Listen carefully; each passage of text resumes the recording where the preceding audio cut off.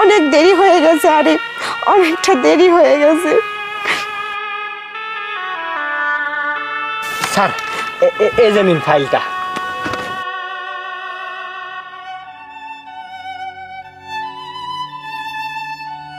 হ্যাঁ, কাগজ যা আছে সব কিছু ঠিকঠাক আছে। এই নিন, এটা আপনাদের অ্যাডভান্স। শুনুন, আপনারা টেনশন করবেন না, আমি এই জমিতে একটা রেস্টুরেন্ট করব, আর এই রেস্টুরেন্টের সব দায়িত্ব কিন্তু আমি আপনাদেরকে দিব। এই দায়িত্ব আপনারাই নেবেন।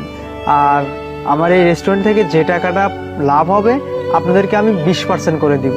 আমি যে 20% টাকাটা আপনাদেরকে দিচ্ছি, এই টাকাটা ধীরে ধীরে আমাকে আবার ফেরত দেবেন। আপনারা ভাববেন না যে আপনাদের আমি করুণা করতেছি, না, আমি ছোট্ট একটা আপনাদের হেল্প করতেছি। আসলে আমারও একদিন খারাপ সময় ছিল, আমার খুব কাছের মানুষ আমাকে ছেড়ে চলে গেছিল, কিন্তু আমি কিন্তু ভেঙে পড়িনি। আমাকে একজন সাহায্য করছে, যার কারণে আজকে আমি এই পজিশনে আসতে পেরেছি। আপনাদের ভেঙে পড়লে চলবে না, আপনাদেরকে ধৈর্য ধরতে হবে, সোজা হয়ে দাঁড়াইতে হবে, এই সমাজে মাথা উঁচু করে বাঁচতে হবে। আর শুনুন, আপনার যে খারাপ অভ্যাসগুলো আছে এগুলো ত্যাগ করতে হবে।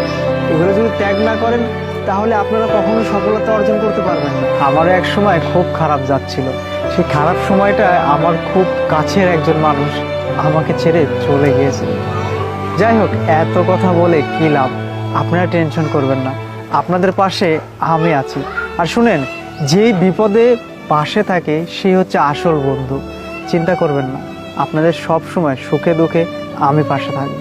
ঠিক আছে, ভালো থাকবেন, আজ আমি আসি।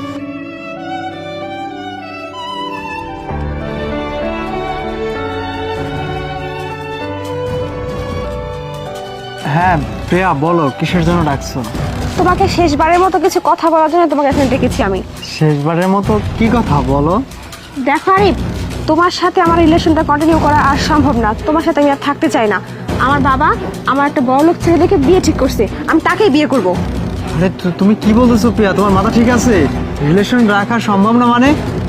এসব কি বলো তুমি? কেন বুঝতে পারতেছো না? তুমি একটা বেকার। আজকে কত দিন হয়ে গেছে আমাদের সম্পর্ক, অথচ তুমি এখন পর্যন্ত কোনো একটা চাকরি জুটিয়ে উঠতে পারোনি, কোনো একটা ভালো কিছু করতে পারোনি। তাহলে তোমার সাথে আমি কেন থাকবো বলো? আরেকটা কথা কি জানো, তোমার মতো ফকিন্নিকে দিয়ে না কোনোদিন কিছু সম্ভব না। তুমি যেমন আছো তেমনই থাকবে। প্রিয়া, তুমি কি বলতেছো? আমি কিছুই বুঝে উঠতে পারতেছি না। তুমি কি ঠিক আছো? আমি ঠিকই আছি, কিন্তু তুমি নিজের পজিশনটা ঠিক করো। তুমি আমাকে কিছুদিন সময় দাও, আমি কিছু একটা করব, বলতেছি তো। দেখো আরিফ, তোমাকে আমি আর কোনো সময় দিতে পারবো না, অনেক সময় দেওয়া হয়ে গেছে তোমাকে, কিন্তু আমার